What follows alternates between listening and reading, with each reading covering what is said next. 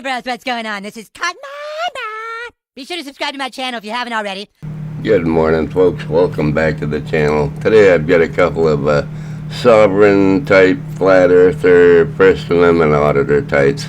First we've got John 146. I'm assuming that's a religious reference. I'm not sure. But in John 146, this is what it says. I am the way and the truth and the life. No one comes to the Father through me, except through me. That's John 146. I think it's chapter 14, verse 6. Anyway, the next one is Kennedy Walker. Kennedy Walker is a very loud and very religious person. These people are both consider themselves social conservatives, I guess. Now, this video that, let me see, which one am I looking at here? Mr. Walker, how to spot a Nazi National Socialist.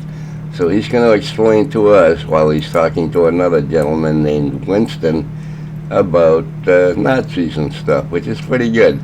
Now, John 146 is going to give us some of his biblical expertise here on trolling.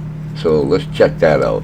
First, we'll listen to John 146's little 60-second rant on trolls and whatnot. These clowns are all over YouTube, my TikTok, Facebook, wherever I'm at. They all want to square up with me. He says, if that's what makes you hard, then it's going to be easier than I thought. Plain and simple, you name the time and place, but let's sweeten the pot. 2,500 on the line. I've got mine. You down? Because he wants to put his hands on me. You're a joke. Come put your hands. Come find me first. I'm not just going to come to you, and I don't even care about the money. I'll whip your ass for free in front of God and everybody. I'm not scared of shit, guy. I'm not scared of nothing.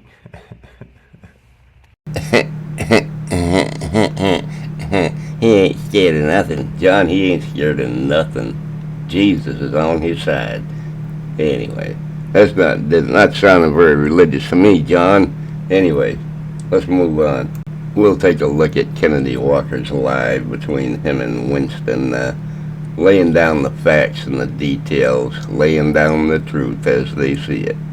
I don't know. I know that you probably saw the short program that I did about the woman who got arrested because she refused to give her ID, and without trial, without any kind of criminal proceeding, the probate court deemed her incompetent, and they threw her in an institute for the criminally insane, right. A prison for the criminally insane for like 9 months. Did you see that one? Yeah. Right. Okay. So, that's some 1984 type shit right there. And then they drugged her. They drugged her over and over again. Yeah. Sounds to me like they held her on a psych hold. 5150 is when they put you in an institution against your will because you're either liable to harm yourself or others. So she could have been a schizophrenic. I don't know. He doesn't put any context to what he just said. I have no idea what this woman's situation was.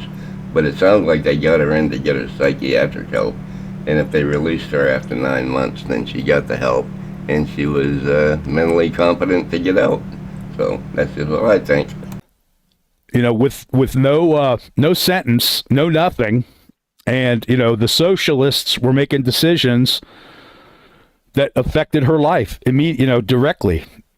Oh yeah. Without any kind of legal standing, with no kind of decision by a judge. Conviction.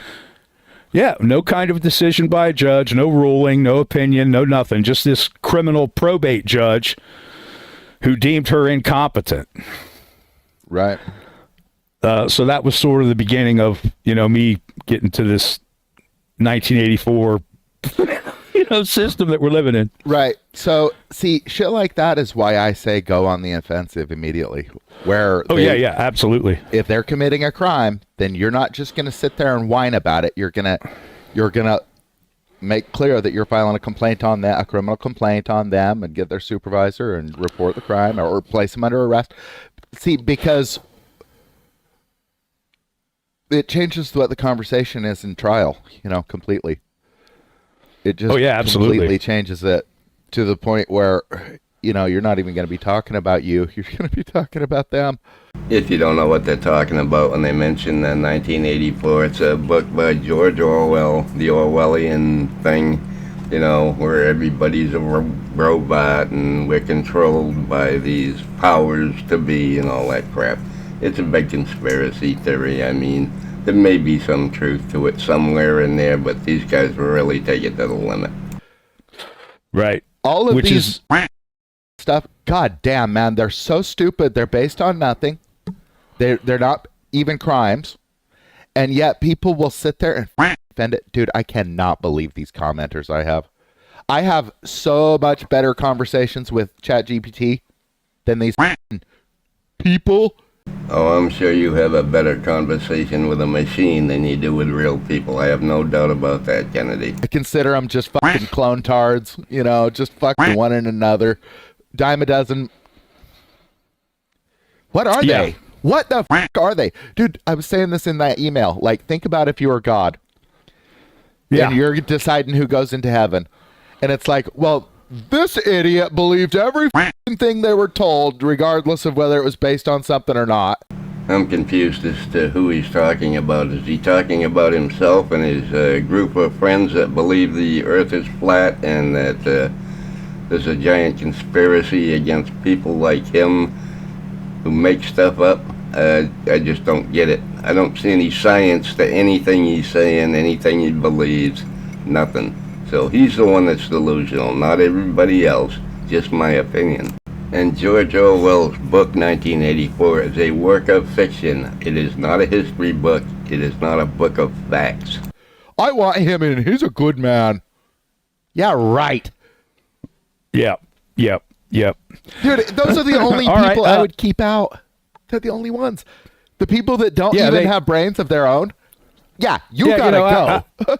What kind of a club would want that person in there? Like an exclusive nightclub, or what kind of an exclusive restaurant? Or it's just like, oh, well, you fucking literally do anything you're told, no matter what. You'll believe in it. You'll go and fight with these people. Yes, Kennedy, you and Ingsock here will believe anything you're told, obviously, by your belief system. Now, I checked out Ingsock's channel. He has no videos on his channel. So whatever he's talking about, that lady that got thrown in jail, there's nothing on his channel about it. He's got 4 shorts, and most of them don't have any sound, and it's in the dark, and nobody knows what's going on.